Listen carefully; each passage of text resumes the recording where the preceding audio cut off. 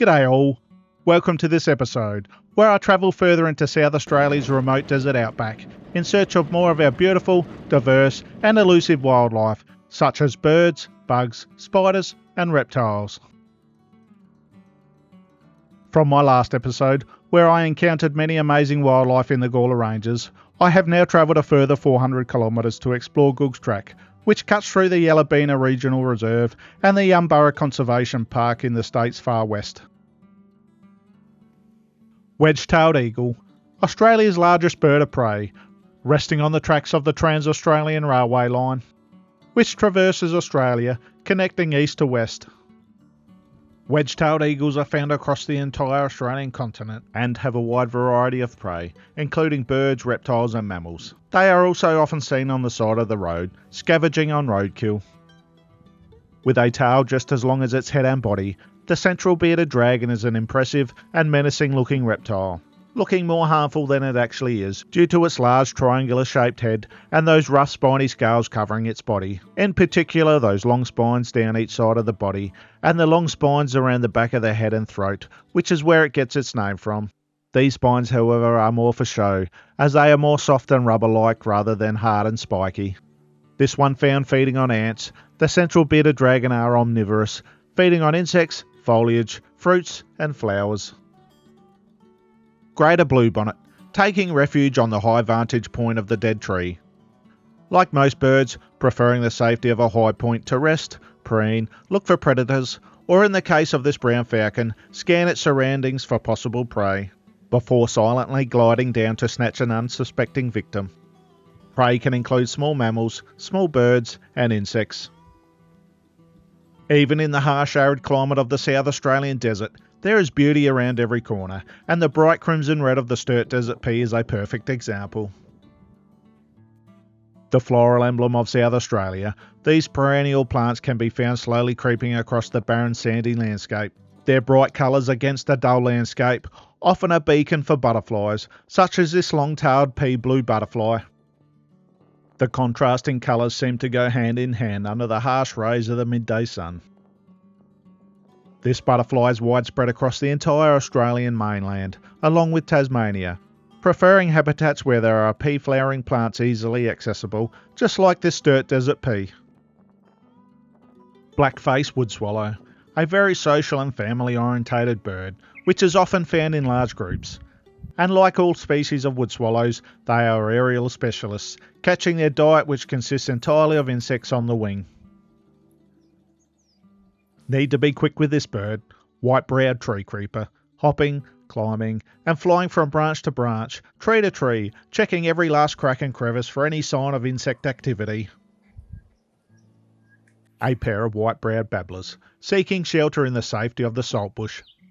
Found in arid and semi-arid areas, these birds prefer the protection of dense vegetation, only venturing out when needing to cross from one patch of dense foliage to another.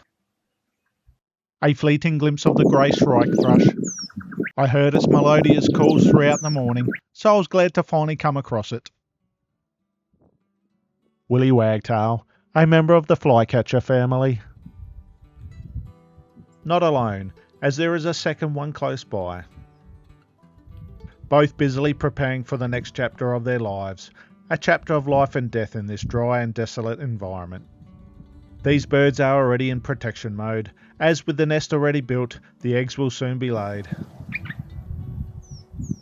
So with a small portion of luck and a large quantity of expert nurturing parenting, eggs will soon hatch, young will fledge, and grow into adults ready to take on the tough environment of the Australian outback.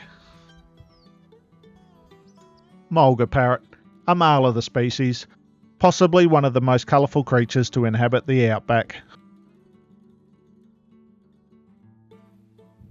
Shingleback lizard, doing its best to look inconspicuous in the leaf litter.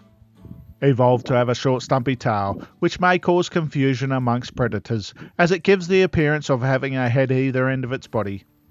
This, coupled with its large armour-like scales and large mouth, signals to any would-be predators that I'm not a lizard to be messed with.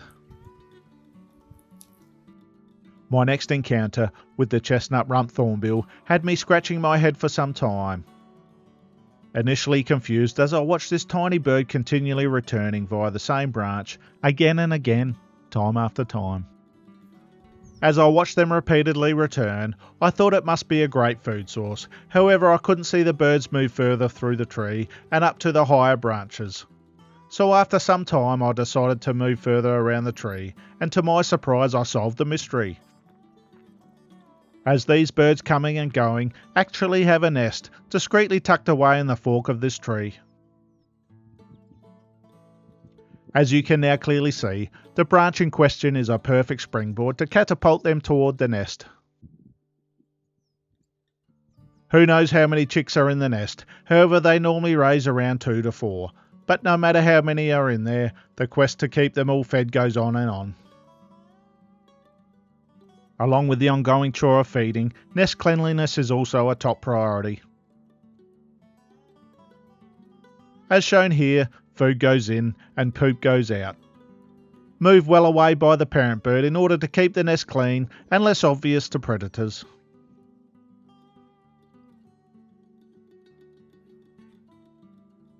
The shy and rare Major Mitchell cockatoo, or otherwise known the pink cockatoo. These birds' numbers are in steep decline due to habitat loss, so although the encounter was brief, it was a joy to come across this beautiful native bird.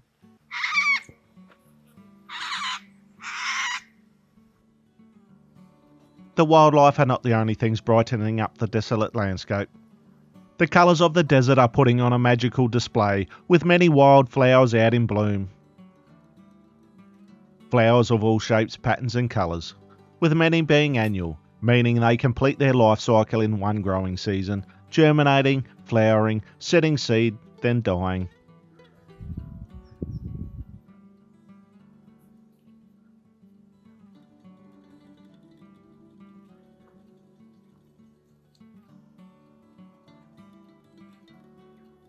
With the day all but gone, sunlight made way for artificial light. Artificial light which cast across the campsite, teasing out all sorts of creatures of the night. And this amazing, and in my eyes beautiful wolf spider was my favourite. Just check out that stance. It has to be the tallest stance of any spider I've seen. Everything about this spider had me in awe. From its incredibly long legs covered in tiny hairs, each connecting to its robust cephalothorax, large pedipalps, and those 8 eyes. Yes, that's right, 8 eyes.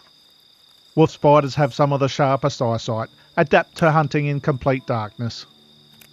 If you look closely, you will see the eyes arranged in 3 rows. The bottom row has 4 small eyes, the middle row has 2 large eyes, while the top row has 2 medium-sized eyes, each having their own specialised function. Wolf spiders are nocturnal hunters, stalking and pouncing on their prey.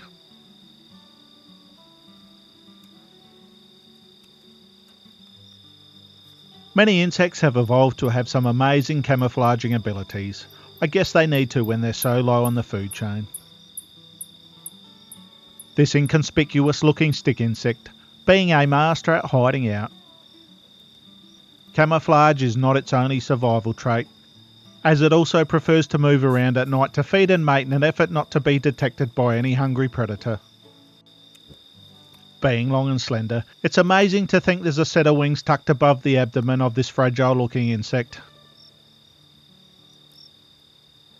Many insects out are still in their nymph stage, like this species of cricket and grasshopper. This circle of life is called incomplete metamorphism due to the nymph and adult appearing similar. Basically, the nymph is just a small version of the adult. There are 3 stages to incomplete metamorphism. The egg. The egg then hatches to a nymph, then over time the nymph metamorphosises into an adult insect, completing the circle. Just like there is incomplete metamorphism, there is a circle of life called complete metamorphism. Complete metamorphism consists of 4 stages of development, and these moths are examples of insects that go through these changes. As with incomplete, the process starts with an egg. However, this time the egg hatches into a larvae, then transforms into a pupa, before finally emerging as an adult moth, just like these beautiful bag shelter moths. There's our wolf spider. This time look how it's changed its stance, flattening itself out. This insect shimmering in the light is an antlion lacewing. When the antlion is in its larvae stage, they are gruesome little creatures, digging pits in the sand to trap its prey. However, this one with its large compound eyes, club-like antennae, long thin abdomen and those large vein-filled wings has metamorphosized into an adult. An insect which just seemed to appear out of nowhere. A species of giant cockroach. With a thick exoskeleton, the cockroach is made up of three main body segments: the abdomen, thorax, and that tiny head, which contains rather large compound eyes and very long antennae. Making up the first of the three honeyeater species all in close proximity to one another is this yellow-throated miner, followed by the spiny-cheeked honeyeater and this white-fronted honeyeater playfully chasing each other around. This might just prove how widespread across South Australia spiny-cheeked honeyeaters are. This is one bird I always seem to find on my far and wide travels. White-fronted honeyeater, on the other hand, is one that I have not. These birds are social towards one another and can be found in small groups frequenting the same area, which probably explains the high number around this small stretch. These birds are mostly nectar feeders, however when supply is low they will feed on other things such as insects, seeds and vegetation. Definitely the hardest birds to film this entire trip was this pair of splendid fairy wrens. Due to their constant fleeting movements, disappearing for periods of time before venturing back. I did, however, after some time manage to get some good footage, first capturing this female having a well-deserved rest. Then in stark contrast, the brilliantly coloured male bird in full breeding plumage. Definitely worth the hours spent patiently waiting.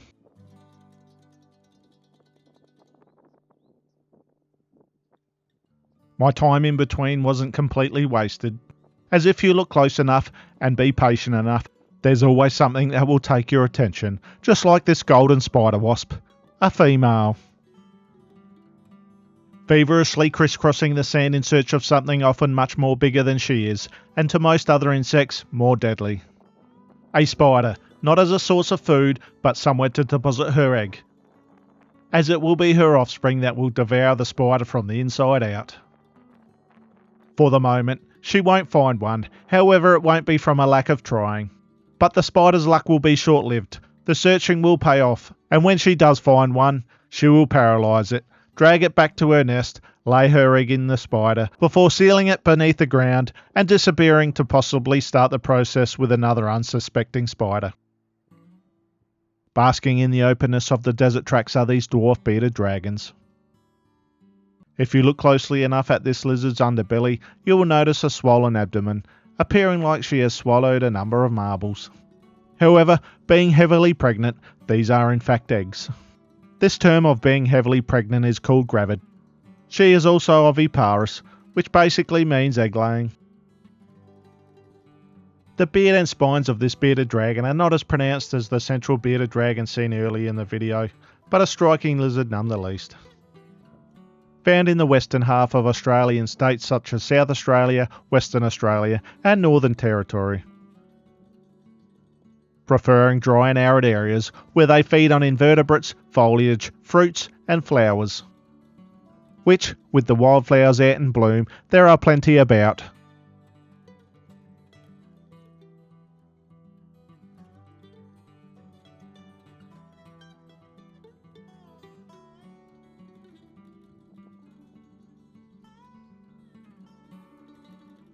Jackie Winter, a small grey-brown member of the robin family. A sit-and-pounce hunter feeding entirely on insects. Grey butcherbird, a juvenile. This bird had all the other birds in the vicinity on edge. I guess due to its predatory nature of ambushing small birds while they feed on the ground, or raiding the nest of other birds. They also feed on insects, small lizards, and occasionally fruits and seeds. But for now it's happy to sit and melodiously sing its song.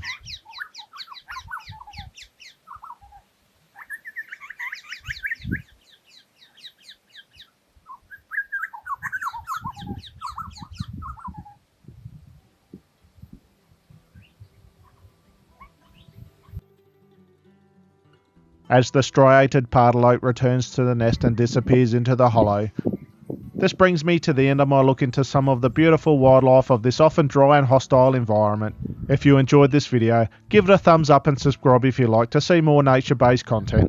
Thanks for watching.